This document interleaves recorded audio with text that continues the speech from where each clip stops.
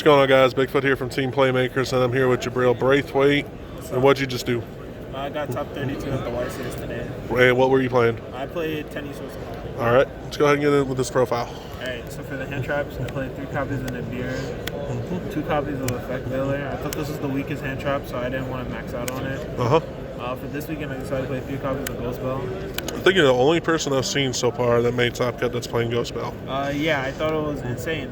I thought this is. I feel like this is a DPE format, and a lot of the top decks like have choke points. Other than like enchanters that are like in engine that lose to a card like Ghost Bell or like vulnerable, so I decided to play 3 copies of Ghost Bell, 3 copies of Ogre, and then 3 copies of Ash. Just a standard hand trap ratio. I decided to go 14 hand traps, 3, 6, 9, 12. I decided to make 14 hand traps. It gave me about a 52% chance of opening 2. So I thought that was pretty good going into an event. So that was it for the hand trap lineup. Then for the engine, I played 1 Despot. You gotta play it. It's basically, it helps you do all your fiber stuff. So 1 Despot. For the worms, played 1 Shatana, 2 Vishuddha, 3 Adhara, and 3 Ashuna. These are the worms. These are kind of what stick the deck all together. They help you push through a lot. They are really good into DPE, like they beat DPE really easily, and they help you like push through boards going second. And you need them to extend going first. They're like really integral to the deck. Then for the Swordsoul part of the deck, for the spells and traps, I play 1 Blackout and 3 Emergence. This is standard Rhoda, and then like your Icarus attack, you need it. You have to play the card. And for the Swordsoul monsters, I played 3 Ecclesia, 3 Long Yuan, 1 Taya, and then 3 copies of Moye. This is like it for the Swordsoul part of the deck. This is pretty standard. This isn't standard. Most people play 2. I wanted to cut down on normal summons because like in this format you can't really afford to have multiple cards in your hand that don't do anything. Like every card in your hand either has to be like something to stop your opponent or progressing your game state. So I didn't want to open up hands that were like Moye, Taya, Ecclesia, like hands like that. I just feel like when you draw hands like that, that's when you're like losing. And then for non-engine type cards, but like cards that you need, played 1 Desire as the God card. And then for this weekend, I decided to play 2 Emergency Teleport and 2 Vessel. So why didn't you play Heavenly? I think that card's terrible. I think it's just a worse copy of Emergency Teleport. Okay. It's just worse than Emergency Teleport. And Vessel is just like way better than Heavenly. Like Heavenly, you're losing a body to get a body, so it's just a neg 1.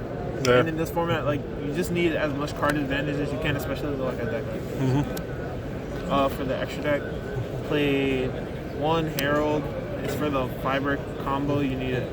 You need it. You make it if you have the fiber combo, but you have Ashuna in the grave. You're able to go into this with your Despot and then summon the Adhara from deck to go into your Yazi play. Then for the Link monsters, like that card is just by itself because like I only summoned it like once. It wasn't that great. But then for the Link monsters, you gotta play. These go with this. Rorodon, Fiber. There's not much to say about these cards. These cards is really nice. Then for the Tenyi ones, you played 1 Shaman, 2 Monk. This card is definitely cuttable, but when it comes up, it comes up. So I would suggest that you play it. But like, I only summoned it 2 or 3 times, and so I would keep it. And for the 10s, I played 1 Longyeon, 1 Changyin, and then 1 Baron. I summoned this one the least because it's the worst into the Brave cards. There's Draco Beckett, and it doesn't accomplish anything by itself. I made this card a lot going second because it helps like push into boards. And every time I went first, I wanted to go for this card. So that's it for the times. Then 1 Yazi, part of the fiber combo, and you make it hard sometimes. 2 copies of Boxia. This card is really broken going second. You just clear boards and then you revive stuff and then you just kill them. And then 2 copies of, I'll just do 1 Draco Berserker. I didn't summon this card a lot going first. I thought it was a pretty bad interruption against like all the Brave decks because they just bounce it. Like it doesn't really accomplish anything. I made it more going second, trying to kill my opponent.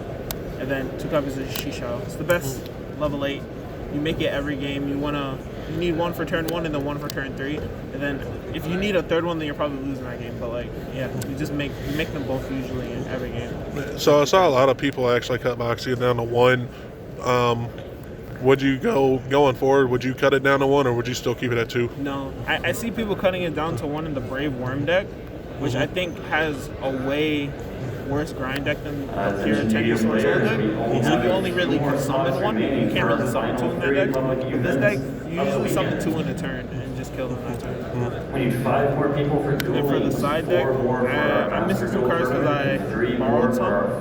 But for the side deck, I played 3 Gamma, 1 Driver. It's really good for going second. 3 copies of Twin. I only sided it in once against Pure Eldritch, but it helped me win the game. I just destroyed his Conquistador when he was going like Sanguine Conquistador.